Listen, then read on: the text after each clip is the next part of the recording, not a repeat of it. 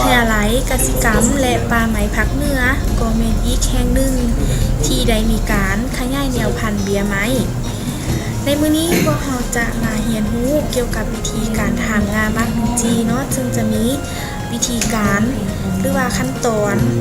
อุปกรณ์ในดังนั้นเราไปรับชมพร้อมๆกันเลย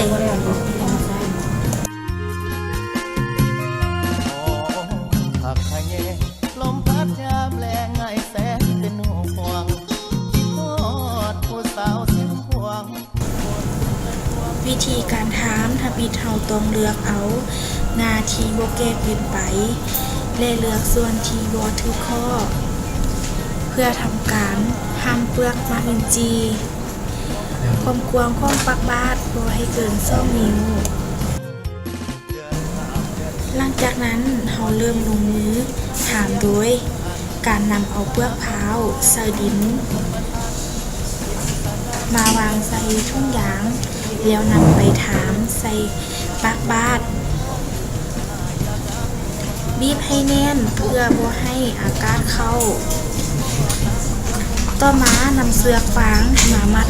ใส่ส้นให้แน่นก็ถือว่าสำเร็จแล้วในการถามลักแหงทุกวันบ่เบื่อแม่อยากได้ไปไทยเหนืออยากพาแม่มือกินสุกนอ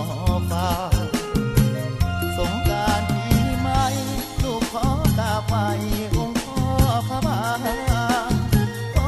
ให้พ่อช่วยสร้างช่วยเปิดเส้นทางจากการเฮ็ดการทำงานสำเร็จแล้วเราก็จะปะไว้ถ้ามันเกิดหาประมาณ1 เดือนแล้วค่อยตัดมาใส่เบาเก็บที่จะจำหน่ายได้เจ้านั้นก็คือวิธีการทำงานแบบง่ายๆเนาะที่เราสามารถนำใช้อยู่ตามหัวส่วนหรือว่าทำงานค่อนข้างตัวเช่นเดียวกันเมืองเหนือหน้าเอาเรือสาวงา